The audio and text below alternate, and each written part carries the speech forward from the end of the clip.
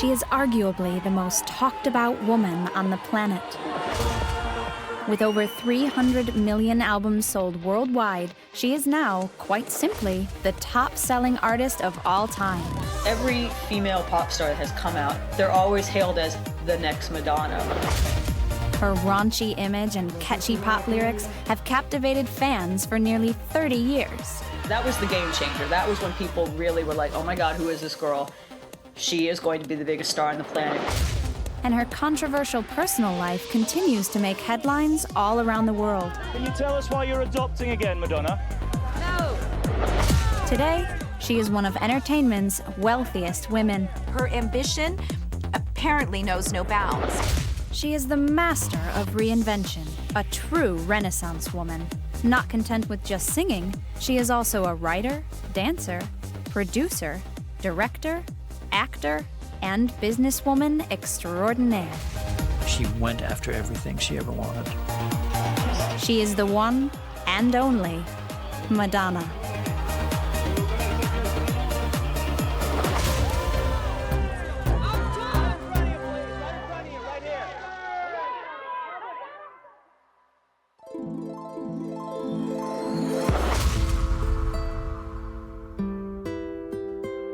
Madonna Louise Veronica Ciccone was born into a large immigrant family on August 16, 1958, near Detroit.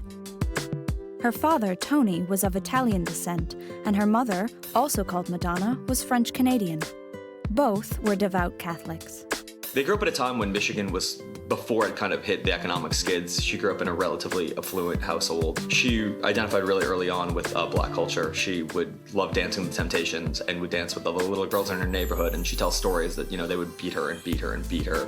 But all she wanted to do was dance with them, and eventually they finally were like, all right, you can do it. And that's obviously a theme of persistence that, I think the one thing that, no one can take away from Madonna, no matter how much you dislike her music, is you kind of have to respect her ambition.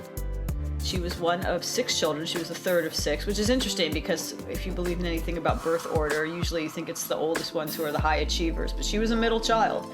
And maybe that had something to do with why she was so such an extrovert, and she sort of had to fight to get attention. The kind of Catholic upbringing she had meant that it was rather strict with very enforced parameters, and there was a lot of religious symbolism in her life. Madonna said she grew up surrounded by nuns and priests who were always over at the house. And of course, we see the influences of that later on in her career. Religion was never too far away from her image, from her lyrical themes, and from her videos as well. It got her in a lot of trouble too. There's a lot of Catholic imagery that showed up in very subversive ways in her later work, particularly, most famously, the Like a Prayer video that ended up almost getting banned and resulted in a controversial fallout with her Pepsi deal.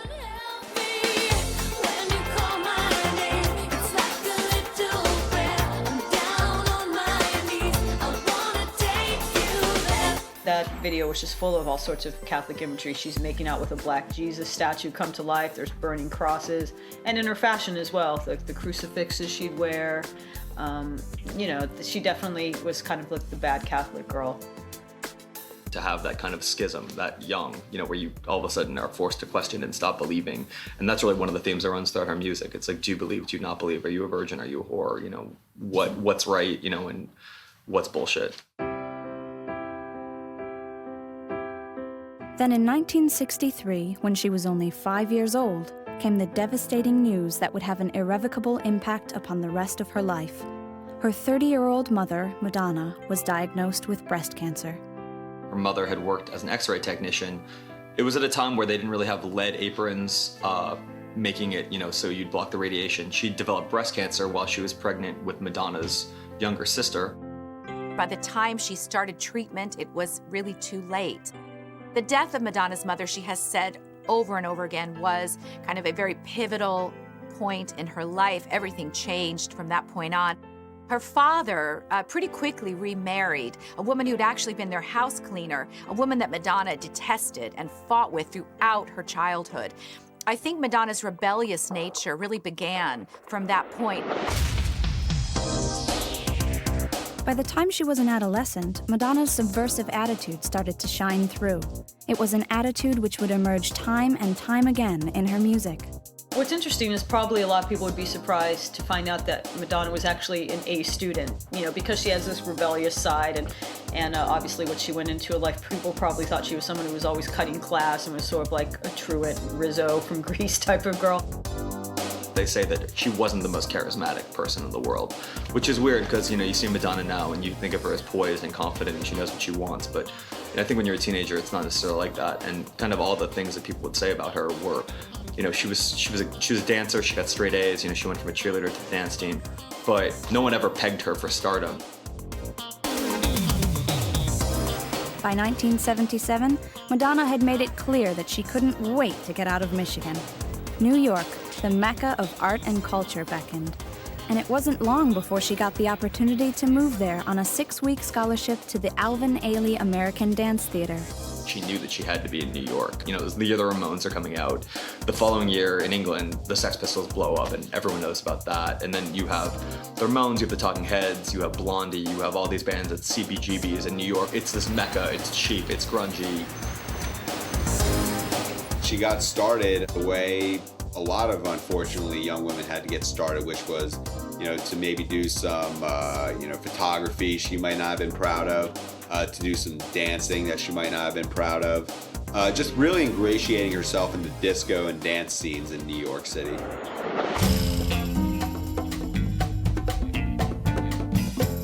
By 1979, Madonna was dating Dan Gilroy from the pop-punk band Breakfast Club. And not surprisingly, it wasn't long before she joined the group. It's pretty amazing to think, just knowing what we know about Madonna, that she actually played drums and guitar in that band. They may have been lovers, but Gilroy didn't pull any punches when it came to Madonna. There's a really famous quote where he just goes to her, "You're all naked ambition and no talent." And it goes again back to Andy Warhol.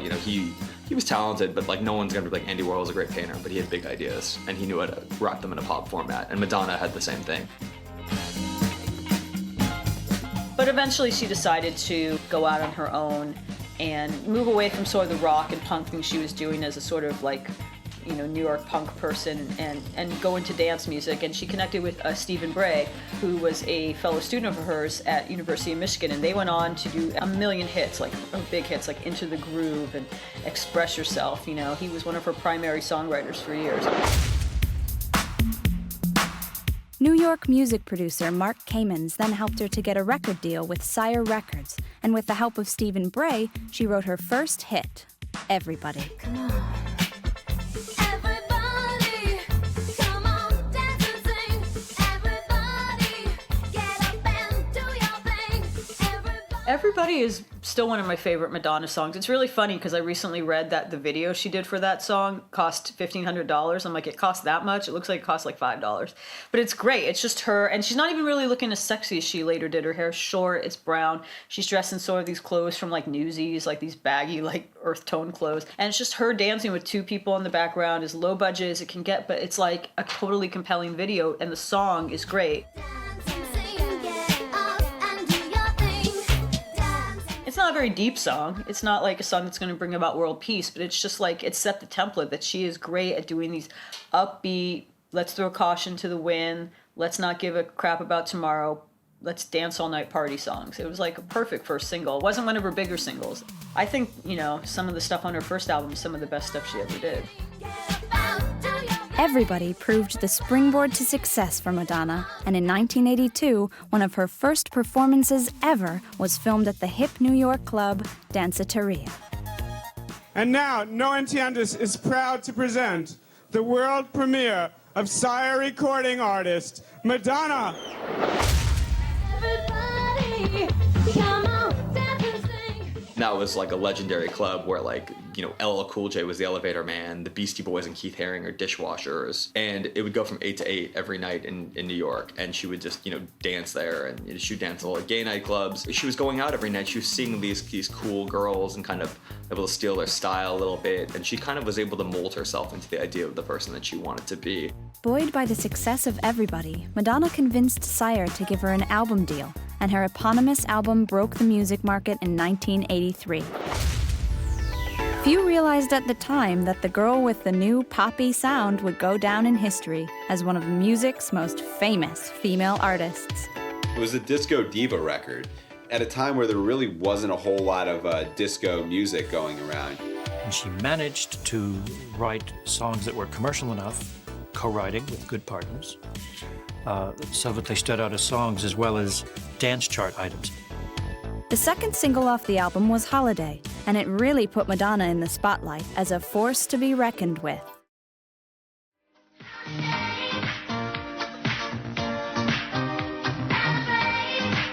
Holiday was Madonna's first big hit single, and it did so well that it kind of launched her because she got on the hit TV show American Bandstand with Dick Clark, which was really afternoon appointment viewing on the weekends. And is she hot? This is Madonna. She got a little interview with Dick. We are a couple of weeks into the new year. What do you hope will happen not only in 1984, but for the rest of your professional life? What are your dreams? What's left? To rule the world. There you go. Ladies. It was such an unusual thing to say because at that time, nobody really knew who she was. She had one hit single to her name. But looking back on it, it's certainly, it's certainly interesting and came true to some degree. The first time I heard Madonna was on radio, Top 40 radio. It was Holiday, and I'm going to freely admit I thought she was black. I thought it was an R&B black artist. I think a lot of people thought that. They did not, when they later saw the image that she had, that she was blonde and Italian, people were surprised. Then Borderline came out, which is one of her best songs ever, and the song that broke her through.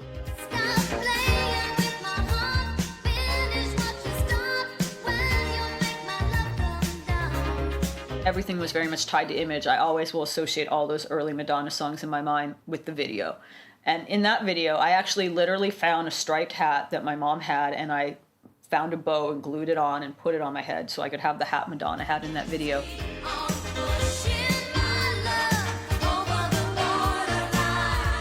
Madonna's early pop songs, no matter whether you hate Madonna now, whether you are the biggest Madonna fan ever, you kind of can't deny those songs because still to this day, almost 30 years later, you put on Borderline, girls will dance to it. And at the end of the day, that's kind of the general barometer for pop music. If you can get girls to dance to it, you will be popular.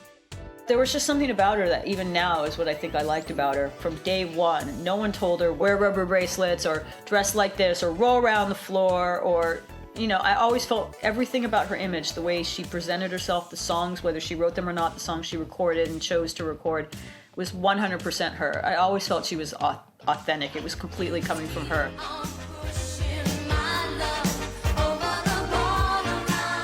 I was like, I want to be this person. And I think a lot of little girls wanted to be her in a way that I don't think girls necessarily wanted to be Britney Spears. And ever courting controversy, Madonna released the provocatively titled Like a Virgin in 1985. The album launched her into the music stratosphere.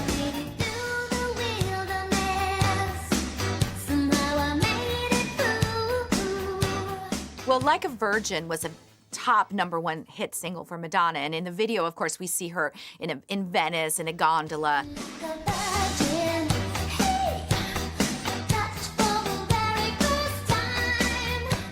Having her in the Like a Virgin garb with all of those bangles and bracelets and crucifixes and frilly clothes would have looked pretty silly over 90 or 105 minutes. But for 4 minutes, it's charismatic. And all of those image changes that she went through were perfect for 4-minute films. I'll be yours till the end of time, 'cause you make me feel. It's a really ambivalent song. It's just that this relationship makes me feel brand new and fresh, but Madonna in her, I guess her ability to manipulate and be controversial, use the imagery in her favor. Just the use of the word virgin set people on edge.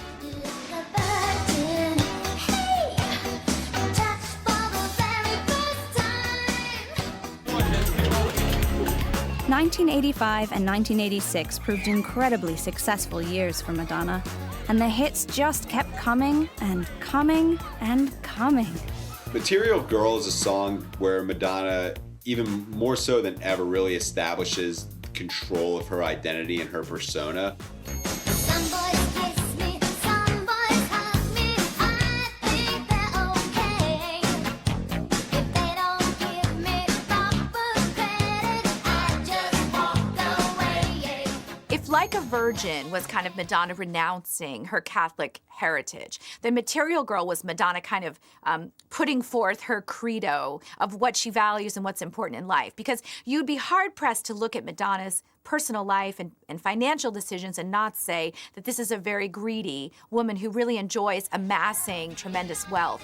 We are living in the material world, and I am a material girl. It was a subversive song, just saying, like, you know, it was the 80s where, you know, the me decade, where people, you know, greed is good. And it was still, you know, for one thing, a major hit, but it gave a lot of people a lot to talk about. There was, you know, a lot more weight to it than what were typical pop stars at the time. Never short of admirers, Madonna had always had a preference for sexy, dark men. In the past, she had dated the likes of graffiti artist Jean-Michel Basquiat. But in 1985, she really got the gossip columnists going when she hooked up with one of the movie world's most controversial young actors, Sean Penn. Amidst a blaze of publicity, she married Penn on August 16, 1985. At the time, the couple personified all that was cool and cutting edge in Hollywood. They become, in the nicest possible sense of the word, a freak show. Their wedding was covered by helicopter. Now, usually people are just worried about wedding crashers. You and me on the street, we get married, we don't want people to come in that we don't know. Wait a minute, we don't look to the skies. Madonna's career continued to go from strength to strength, and true to form, she continued to shock with her latest controversial hit, Papa Don't Preach. Papa, I knew you're going to be upset, 'cause I was always your little girl. Papa Don't Preach was a message, an open letter, really, I think, from Madonna to her father. You know, the whole thing was about this young girl who'd sort of gotten herself in trouble sexually, gotten pregnant, and was having this argument with her dad about the fact that she didn't want to give the baby up or have an abortion. She was going to keep her baby. Papa don't preach, I've been told it. Papa don't preach, I've been moved the street. In 2012, you know, abortion is still a hot button topic. Some people don't want to touch it. So just imagine what it was like in the mid 80s to have a song which message was, you know, I'm keeping my baby. I'm keeping my baby. And it got really mixed reactions. There were family groups that praised the song, saying, okay, you know, Madonna is preaching taking responsibility, you know, not having an abortion or giving up your baby for adoption, but if you get pregnant, doing the right thing and marrying your boyfriend and raising the baby. Other people said, no, this is glamorizing teen pregnancy. She couldn't win, you know. Says that he's going to marry me. It's really just a Romeo and Juliet song, but she's able to kind of put it in the 80s context. She wasn't writing a, you know, a Janis Joplin kind of song. She's writing these songs that appeal to like American teenage girls. Madonna dedicated this song to the Pope, which, as you can imagine, caused all kinds of headlines around the world.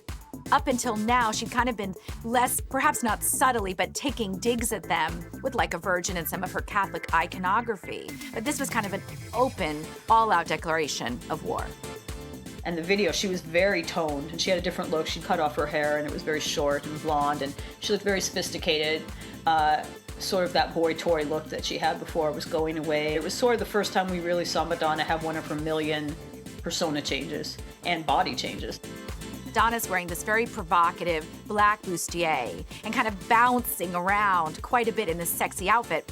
I was told that this is when Guy Ritchie actually started to develop a bit of a crush on Madonna, and he used to watch this video again and again and again, saying, you know, God, she's so hot. So ironically, he later ended up marrying her, but it was in that music video that he first, I think, started to kind of really fancy her.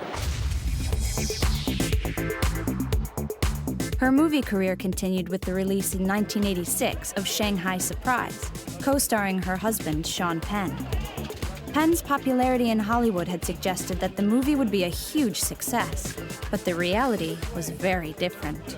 Desperately Seeking Susan was a hit. It gave us the #1 song Into the Groove. You would have thought, wow, film career awaits. No, duds. Shanghai Surprise, I would say that's Madonna's first lead movie, and that generally was not received very well. You know, a lot of people wanted to do whatever they could to bring Madonna down. You know, the fact that Shanghai Surprise was not a good movie at all allowed people to just kind of take their shots at Madonna. And then a New York Times film critic, Vincent Canby, wrote the nail-on-the-head piece, which was, Madonna has already made her great films, and they are all 4 minutes long. The movie had raised all kinds of differences, both personal and artistic, between Madonna and Sean. And it was around this time that news started to leak out that the marriage was in deep trouble. When she got together with Sean Penn, I didn't think it was forever, because we already known that she'd been through a number of men on her rise to the top. Sean was incredibly aggressive and violent at that point in his life. You know, Madonna has actually admitted, or it's been reported, that he tied her up at one point, threatened her with a baseball bat. There have been all kinds of unsubstantiated rumors that he hit her, that he was violent in the relationship. It was a very ugly relationship at points. And I think Madonna, who, loves to provoke, loves to probably fight in her personal relationships, was like a match to a flame when it came to Sean Penn, who had very much an out-of-control temper. The marriage between Madonna and Sean had lasted just over 2 years. Madonna later admitted of that time, "I was completely obsessed with my career and not ready to be generous in any shape or form." Her next big hit was Like a Prayer. Life is a mystery. Everyone must stand. Once again, it incorporated all the religious iconography and references to her Catholic religion. When you call my name, it's like a little prayer. I'm down on my knees. I wanna take you there. And once again, it caused controversy everywhere. This is an example of, she had gone from being, like a virgin performing at the MTV Awards and shocking and scaring America, or America loved her for it, and this controversial kind of icon. By 1989, Pepsi's giving her commercial deals. She's already starting to become absorbed in the mainstream. But Like a Prayer ends up having this kind of interracial video, and there's like burning crosses in the South, and there's like ideas of Ku Klux Klan. Just like a dream, you are not what you see. Just like a prayer, no choice, your voice can take me there. Like I said, she's a provocateur. If there was any taboo, no matter what the taboo was, she would have tried to break it, whether it was right or wrong. Here with me, it's like a dream. Let the choir sing. When you call my name, it's like a little prayer. It was so shocking to a lot of people that Pepsi got shell-shocked and wanted to cancel the contract, and she never had anyone feeling too comfortable. And I think as her career has progressed, I think that's been the problem of why she's had trouble kind of being this figure, at a certain point, you break every single taboo, there's nothing left to shock. For the first 15 years of her career, there was nobody that could bottle up that combination of these different themes of sex and lust and rebellion and, racial mixing and all these different things that were kind of simmering in America, and she'd kind of put them out in the light. And obviously, there was political things going on beneath it, but no one had ever dealt with it in a pop forum. You couldn't ignore it. She was able to make you never be able to turn your head away, because even if it was a car crash, you'd kind of want to see what happened. A new man was about to enter Madonna's life. And this time, he arrived in the form of one of Hollywood's greatest Lotharios, Warren Beatty. They met while filming Dick Tracy, a movie written and directed by Beatty, and their 20-year age gap became the talk of Tinseltown. She actually did a good job, which, for the most part was kind of a disaster in a lot of ways. It was sort of the beginning of a very weird multimedia time for Madonna. And then came the groundbreaking video for one of Madonna's most memorable songs, Vogue. And with it came yet another brand new image.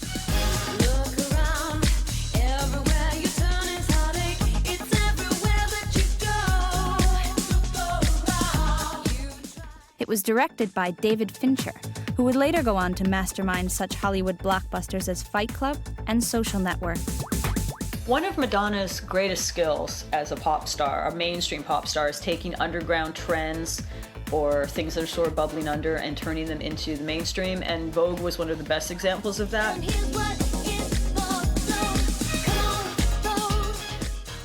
Voguing came out of the 1960s Harlem ballroom dance scene, mostly underground, mostly gay community, and she turned it into one of the biggest pop songs in 1989 or 1990, and, you know, made doing this sort of like a thing that like your grandma would do, even though she has no idea where it comes from. Don't just stand there, let's get to it. Strike a pose, there's nothing to it. You know, everyone knew it was 8 years after the fact that Vogue had kind of had its popularity, but, you know, I don't think the average, you know, person in middle America knew what voguing was until Madonna did it. It was a perfect example of her with her ear picking up a frequency that most people weren't hearing and making it her own.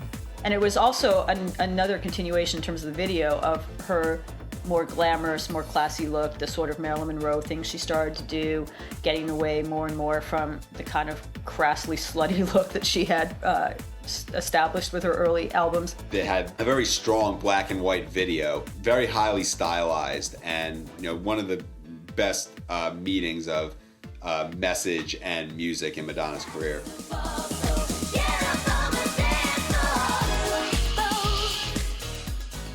Not only does she tie it in with these themes of, you know, gay liberation, which are all kind of sublimated, and she's name dropping Ginger Rogers, Fred Astaire, you know, all these American icons.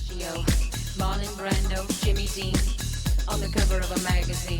Grace Kelly, Harlow Jean. She's bringing all these different ideas together with kind of a subversive idea beneath it, and then, you know, she's got a catchy video.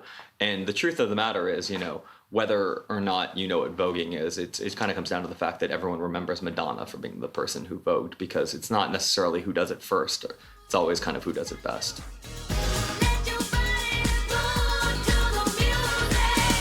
I saw her, what may have been her live peak, which was the Vogue tour.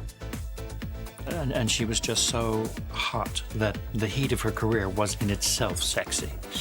But she had a sense for packaging each song in a production number that was perfect for the song itself. And then they'd move to a different part of the stage and they'd do something else, and you couldn't take your eyes off it. Madonna will always have the sexiest dancers, the newest fashions, and she'll take credit for them. Not because she's being arrogant, but because everybody will give her credit for it, because they don't know who that second beautiful dancer from the left is. They'll just say it's a Madonna show. Madonna. 1991 was another epic year for Madonna. By now, she had achieved a staggering 32 top 10 hits in the US and sold more than 70 million albums internationally, generating an incredible $1.2 billion in sales. That same year, she also founded her own label, Maverick Records, with Time Warner, and brought out a greatest hits album called The Immaculate Collection. A documentary about her Blind Ambition tour also got the critics talking once again. In America, it was called Truth or Dare. In the rest of the world, it had the provocative title, In Bed with Madonna. I just think life is unfair. Like, here I am, this person, everybody thinks I have everything I want, right? But I want you and I can't have you.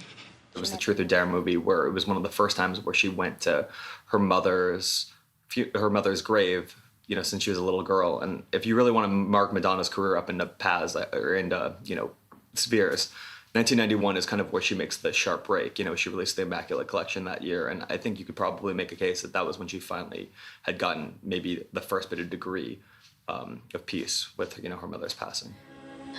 I never really understood why she was taken away from us. It just seemed so unfair. I never thought that she had done something wrong, so oftentimes I'd wonder what I'd done wrong. She never wants to leave. She never wants to live any of her life with the cameras off. If it was ideal, she'd have the cameras on at all times. And they talk about her early shows, you know, she was one of the first ones to realize that she would let the audience be the peeping Tom.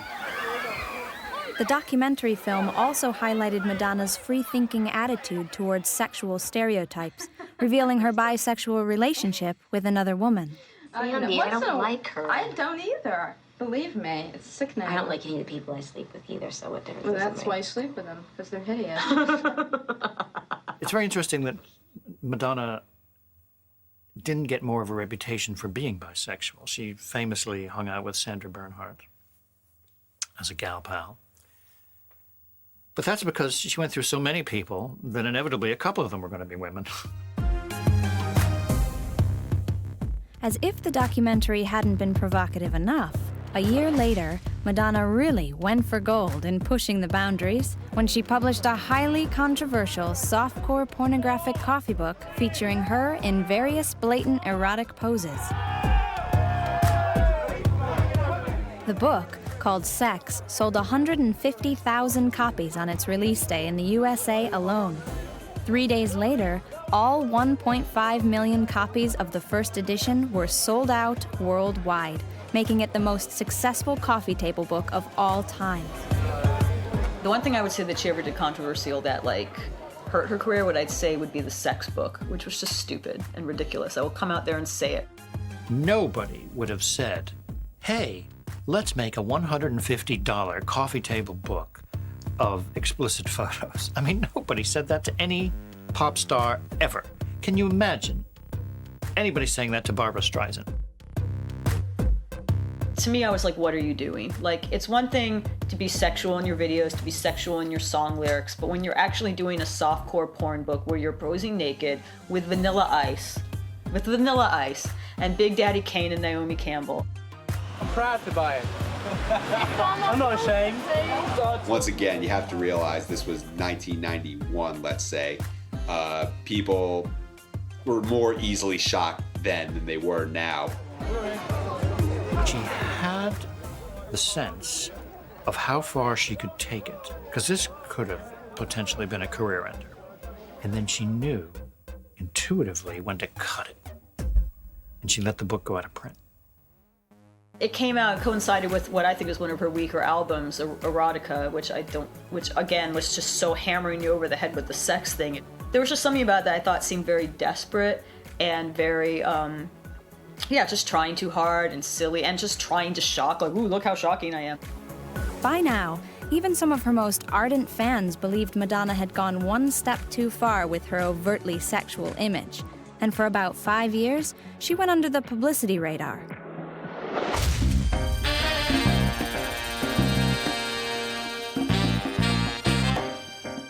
But then, in 1996, came the momentous news that she had given birth to a baby girl called Lourdes, whom she had with her lover and personal trainer, Carlos Leon. Madonna had said numerous times she wanted to have a baby with a Latin man, a Puerto Rican particularly, because she thought they would make beautiful babies together. As if the birth of her daughter weren't headlining enough, news also broke in 1996 that Madonna had landed one of the most coveted roles in show business, that of Eva Perón, in the movie version of the smash hit musical Evita. She said at the time, "I am prouder of Evita than anything else I have ever done." Madonna's not going to go down history as being a great actress, but occasionally she gets married to the right part, and the reason why Desperately Seeking Susan worked well for her is because she was basically playing a variation of herself. And some people could say with Evita she sort of was too, this very ambitious woman who came from nothing, who is determined to make something of herself. Some would say, you know, Madonna has used men or used her feminine wiles to get ahead. Evita was the great musical hit on stage of the late 70s. And for some reason, the film didn't get made, even though an entire generation of star females were mentioned for the part and seriously considered. In the film, she plays Evita Perón, the wife of Juan Perón, the leader of Argentina. And this is a role that she'd always kind of wanted. And obviously she found, I'm sure, tons of emotional connection with a woman that kind of got everything that she wanted. I was extremely passionate about it. I knew that it was a chance for me as an actress and a singer to do things I had never done before and to push myself and to grow. It won't be easy. You'll think it's strange. Doing Don't Cry for Me, Argentina, from the balcony of the Casa Rosada, she was charismatic. Don't cry for me, Argentina. The truth is I never left you. That was her first big film success, kind of her only major film success, but I think it proved that she was able to have that versatility, and she was able to kind of get in the mind of a very, very powerful woman who would stop at nothing to succeed. So obviously a huge stretch. But I think it's an incredible role for any actress to play, and I felt that I could completely understand her compassion and her ambition and all the things that she experienced. I love you and hope you love me. I just feel that what's happening to me is a perfect example of you know, if you just keep on going and you put your mind to something, you can achieve anything. Look at me to know that every word is true.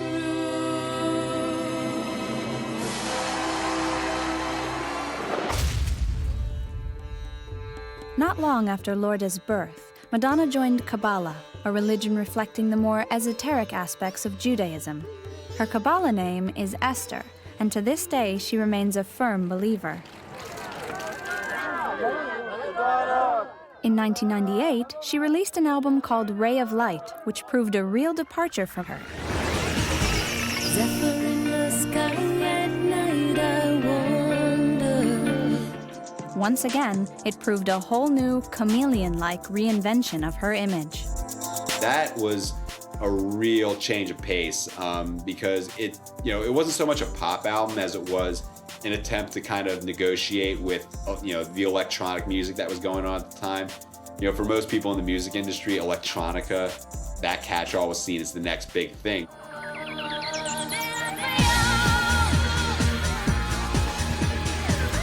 it was structured like a dance record. And she's somebody who really, as even dance music continues to thrive in 2012, it's probably the biggest it's ever been. Madonna was the first one.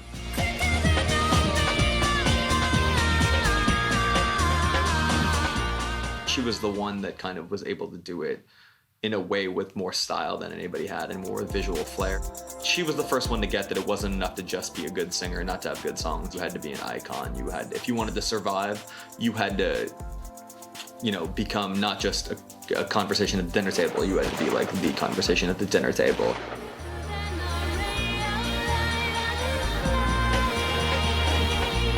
She won 4 Grammys for Ray of Light, including Best Video. Amazingly, it was the first time in Madonna's long career that the Grammys had recognized her. I've been in the music business 16 years. This is my first Grammy, and well, actually, I've won 4 tonight, but it's worth the wait and all that. The video was directed by Swedish director Jonas Åkerlund, and it also won the MTV Video of the Year. You want to know if I was difficult to work with? No, it was great.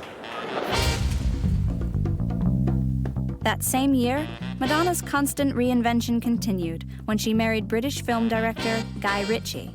She moved from Los Angeles to London and later gave birth to their son, Rocco John. I'm looking for a place to live in London, but only because I go there so much, I work there so much, I can't stand staying in hotels, and, so it'd be kind of like a second home. I don't think it would be my primary home. Witty dialogue. For a while, she seemed content with London life, even writing a children's book called The English Roses. Bizarrely, this one-time sex siren now started to promote an image of a more wholesome English mother, even adopting something of a British accent along the way. And how much do you enjoy being married? Love it. Best thing I've ever done. Thank you. She'd reinvented herself as this English rose, writing a children's book, you know, talking about baking bread and staying at home, wearing these like day dresses. It's absolutely ludicrous. The problem with the English roses was that they were all a little bit jealous of a little girl in the neighborhood. I tried out all the stories on my children, and whenever they got bored and started fidgeting or, you know, complaining or looking for other things to do, I knew I had to fix that part of the story again. It's like Madonna thinks that the rest of us have such short memories that nobody remembers the whole S&M stuff from before, and we're happily ready to accept her as this, you know, English rose. Now, of course, what we see more recently is another reinvention, kind of something in the middle. She still wants to be sexy, she wants to prove that she can be 53 and she can rock a bodysuit, but at the same time, she's not quite as seedy and naked as she used to be. I think Kabbalah has played a large role in some of the images we've seen of Madonna, as she's kind of dabbled, at one time very, very deeply involved in the religion. I think lately perhaps a bit less so. We've seen the kind of influences of having a spiritual life and how that has affected her in terms of her public image. She went on to write several more children's books, including Yakov and the Seven Thieves. So my throat is a bit sore, and I'm supposed to actually not be talking very much because I have a concert tomorrow. So Lola has volunteered to read the story to you. Once upon a time, that rose before him in the distance. In 2003 came Madonna's 9th studio album, American Life. With only 4 million sales, it was the lowest-selling album of her career, and a few less successful singles emerged later. She had a couple of huge flops. American Life was, you know, first and foremost, you know, the biggest flop of them all. You know, that's the song where she tries to rap, and it went about as well as you might imagine. I'm drinking a soy latte, I get a double shot it goes through my body and you know I'm satisfied. Madonna's 10th album, Confessions on a Dance Floor, was released in 2005. Confessions of a Dance Floor from 2005 was probably, in my opinion, the last great Madonna record. We'll see how the new one is, but that was, I think, her last real great record. And in a way, it was a full circle achievement. American Life had been, you know, kind of a misstep of her trying to be all political, and she got back to actually what she did in the beginning, her dance roots, her danceteria roots.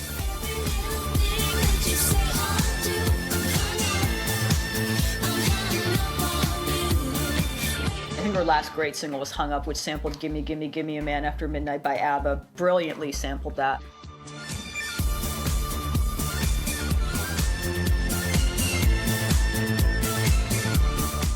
You know, at that point, she had kind of gotten a reputation as being very, very self-serious. And Confessions on a Dance Floor it was designed to be similar to a DJ mix. And Hung Up was one of her biggest hits in a long time.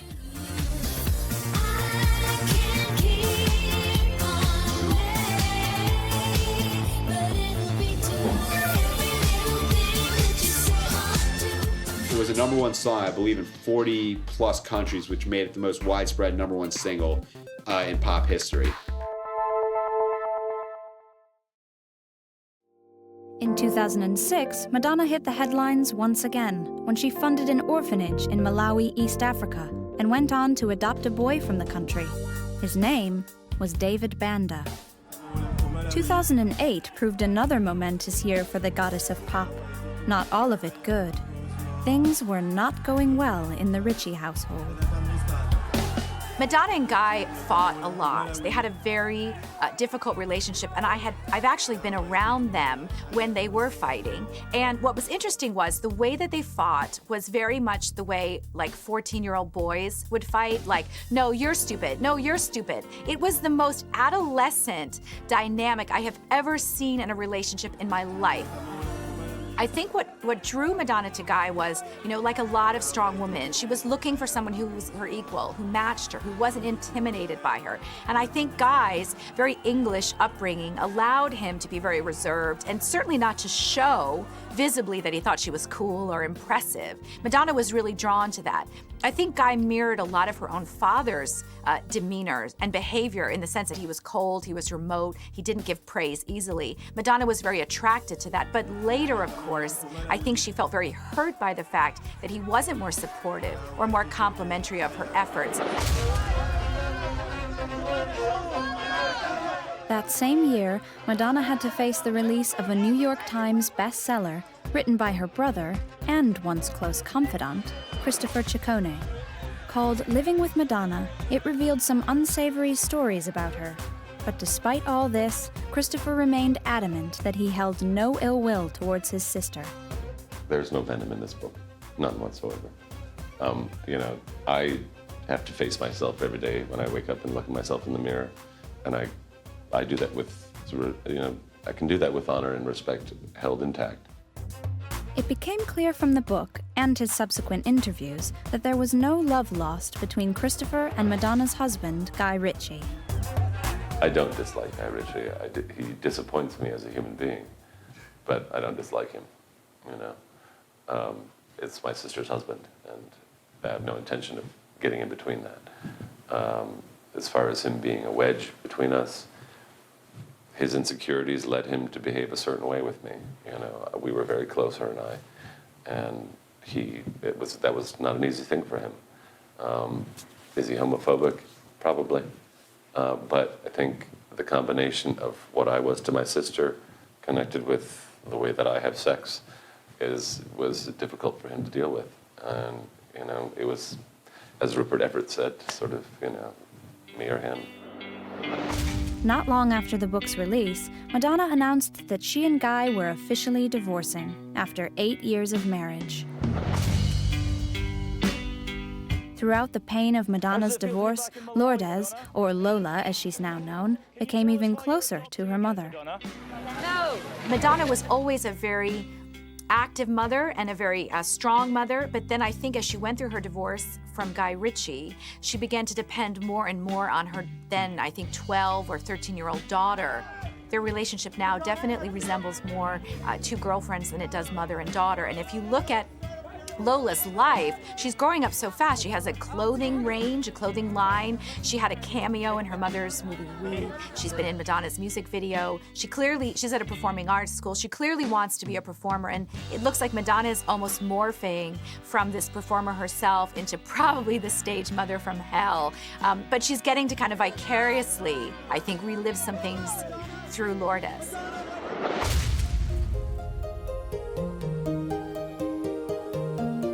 As she approached her 50th birthday, Madonna found herself in Malawi's high court defending claims that she had flaunted the adoption laws in the country over David Banda.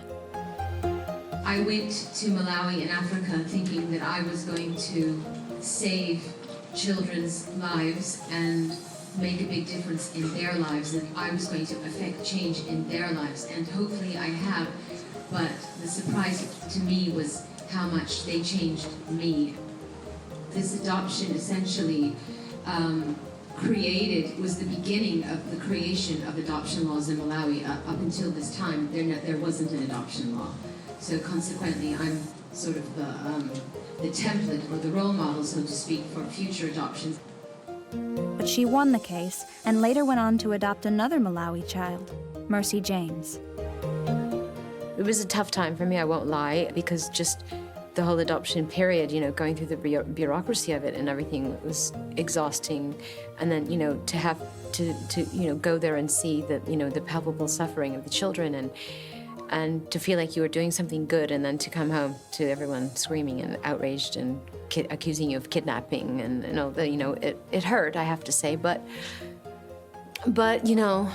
time has gone by and I can look back at it and say, well, people didn't understand, and often people jump to conclusions when they're not educated and they don't know what's going on. And I knew eventually that people would understand the story, and obviously I had to go through that as well, so it all worked out okay in the end. How does it feel to be back in Malawi, Madonna? Amazing.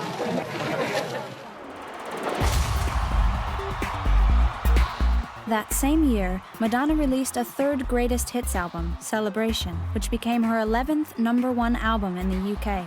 She now tied with Elvis Presley as the solo act with most #1 albums in the country. In 2011, Madonna stepped back into the movie business, this time as a co-writer-director on WE. It told the story of American divorcee Wallis Simpson, who brought the British monarchy to its knees when she won the heart of King Edward VIII, and he was forced to abdicate.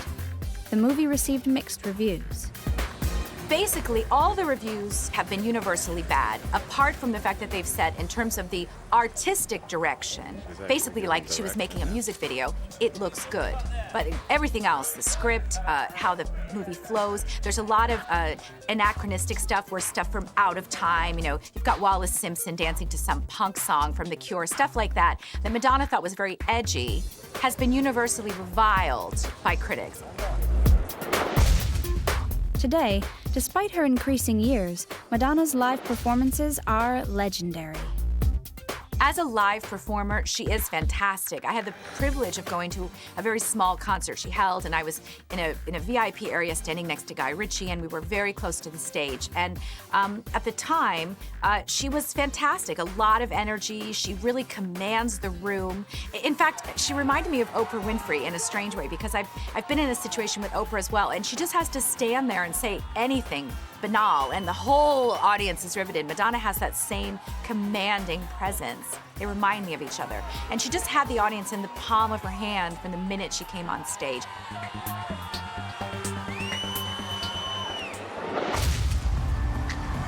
Her most recent live performance was at the Super Bowl in 2012, where she wowed an audience of over 114 million viewers with her highly energetic and ever raunchy routine.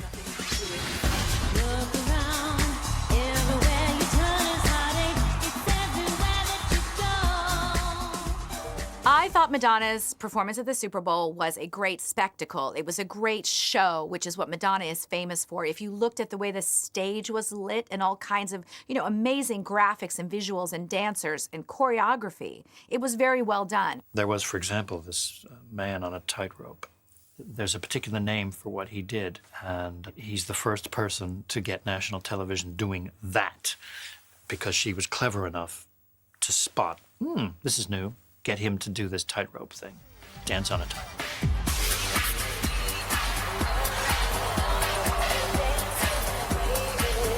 She knew that MIA was of a different ethnicity, so that would expand the audience, as Nicki Minaj did. And she knew she was controversial, because that's how MIA became famous in the United States, was through her controversy. Give me all your love, boy. You can be my boy, you can be my boy toy. In the nick of time, I can say a second rhyme, cause it's time for change like a nuclear noise. She had Nicki Minaj, she had MIA there. Those are her hand-picked kind of children. You know, it was kind of a slap in the face. I think Lady Gaga, and I'm sure Katy Perry would have killed to have had that. But it's interesting that Madonna picked Nicki Minaj and MIA, and I think if you really want to study her career, that's not surprising at all, because she identified all the stuff that she was taking was from African-American, you know, Caribbean culture. She was taking all these different things, and you know, you have somebody like MIA who's originally from Sri Lanka, and her dad was a Tamil Tiger. She was a rebel, and she's flicking off the camera, you know, whether that was planned or not. You have Nicki Minaj, who's from Queens. She's a rapper. She's a girl. And she's still stealing everything. I mean, everyone steals everything from Madonna. If you saw Nicki Minaj's recent Grammy performance, you know, she's going against a Catholic church. And the funny thing about it was everyone, you know, there's a priest there, and she's playing on all these different themes, and she's going wild, and she's doing these sexual things, and you're supposed to be like, oh my God, that's so awful. But it's not awful, because, like, everyone saw that 20 years ago. When MIA, you know, gave the middle finger, it really irritated Madonna. And, you know, she said she felt it was unnecessary, the energy had been so positive. But let's be honest, that's not the reason. The reason it irritated Madonna is that people were talking about that obscene gesture the next day instead of Madonna's performance. If anybody's gonna shock, if anybody's gonna provoke, it has to be her. If you looked at her alone, the voice, some of the dance moves, the fact that she was actually holding cheerleading pom-poms at one point was a little bit silly.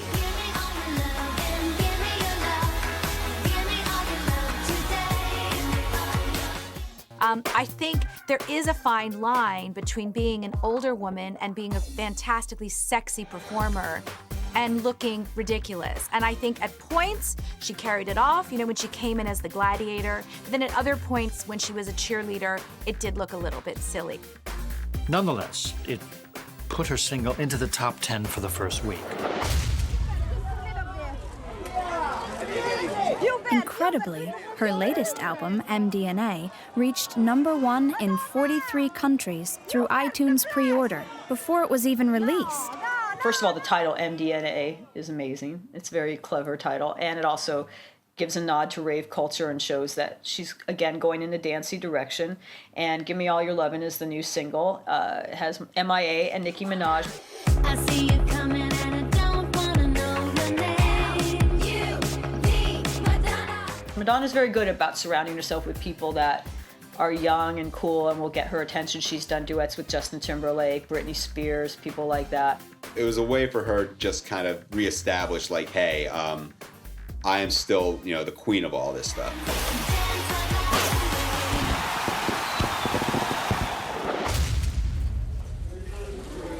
Ever contentious, Madonna's love life continues to fascinate an ever-greedy and voracious media. Most recently, she's been linked with much younger men, like 26-year-old Brazilian model Jesus Luth and 25-year-old Brahim Zaibate. You name a big male star of the late 20th century, and Madonna probably had some affiliation with him in some way, and if not, he wanted it, because she took men like trophies.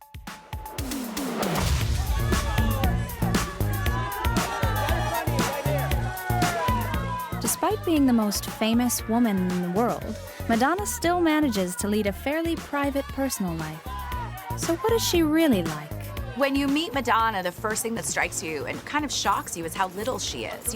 She has this larger-than-life persona and this huge, iconic reputation. And so when you see this woman who's barely 5'4", this tiny little figure, you find it hard to believe that so much power came out of such a small being. Madonna is not particularly warm or friendly. There's kind of a frostiness about her, and you have to work for it, to get her approval. She's notoriously hard on people.